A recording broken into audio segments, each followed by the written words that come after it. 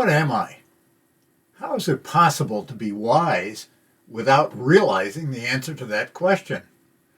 As thinkers like Gabriel Bahanian have emphasized, ours is a post-Christian culture. So it seems natural to ask, what did Jesus think our true nature is? Nobody really knows. It's not as if he wrote a book detailing his teachings.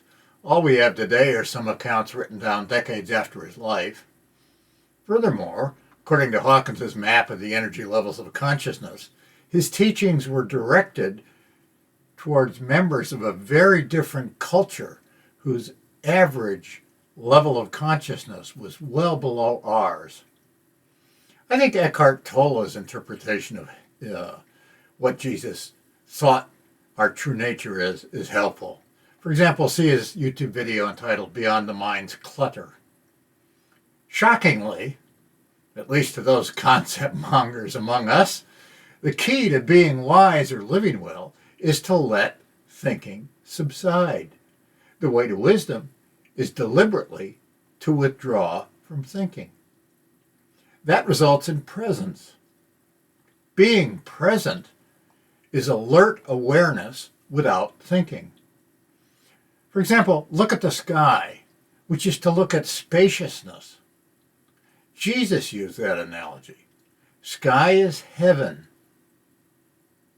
The kingdom of heaven is the kingdom of the sky. What's required for wisdom is finding the kingdom of heaven. Abiding in heaven is living well. Notice that in many languages, such as German, French, and Spanish, heaven and sky are the same word. Noticing the sky is noticing vast spaciousness. Kingdom is a word that refers to an old kind of political organization. A better word to use today is dimension. So, the kingdom of heaven is the dimension of spaciousness. A form or object is anything we're able to single out.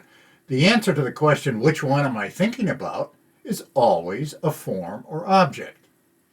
What we think about are objects or forms such as sensations, perceptions, thoughts, bodies, emotions, and so on. Thinking is attending to them by comparing them or classifying them or conceptualizing them. In other words, to think is to notice content. My guess is that what Jesus wants us to pay attention to is the context of all content. That's what he refers to as the kingdom of heaven. It's the kingdom of the sky or the kingdom of God. That dimension of spacious consciousness is not somehow out there or made of forms.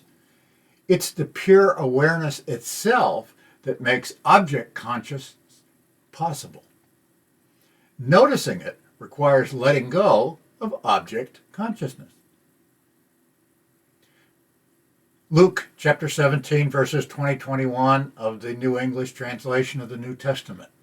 Quote, "The Pharisees asked him, 'When will the kingdom of God come?' He said, 'You cannot tell by observation when the kingdom of God comes. There will be no saying, 'Look, here it is,' or 'There it is.' For in fact, the kingdom of God is among you." If so, the kingdom of heaven is the dimension of space consciousness, as opposed to the dimension of object or form consciousness. It's our true nature. It's the formless context for all forms. Hawkins calls it the eternal subject. To open to it is to let go of consciousness or awareness of all forms or objects.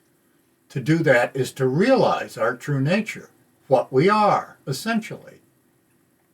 In other words, to enter the kingdom of heaven, or God, is to let go of consciousness of all forms and realize our true nature.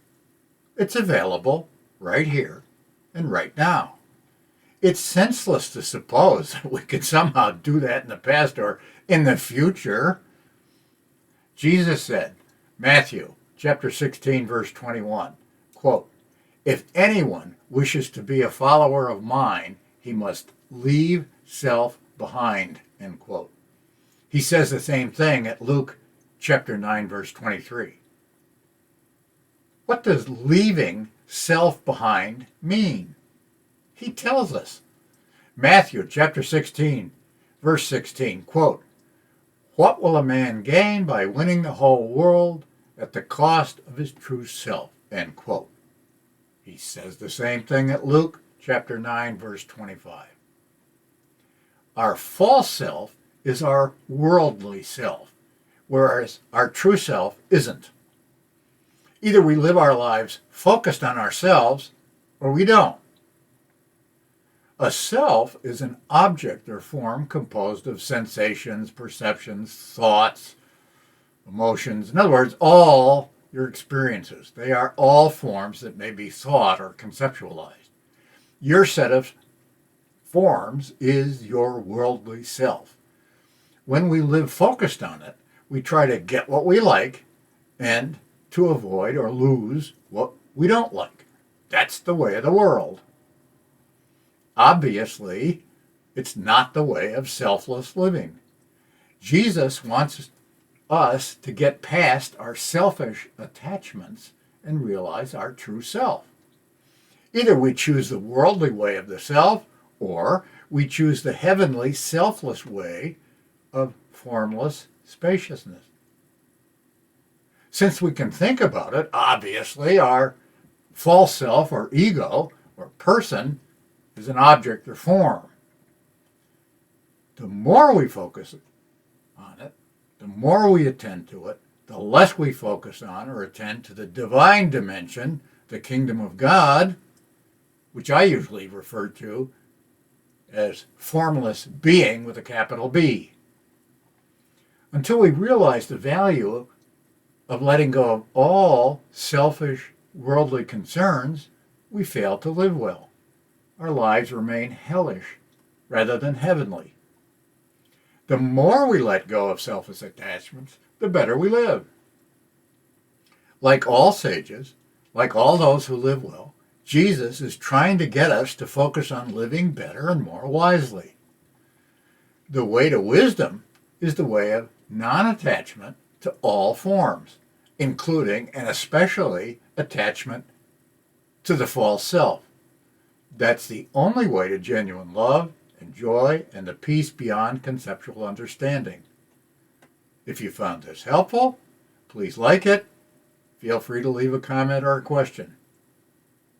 May you realize your true self.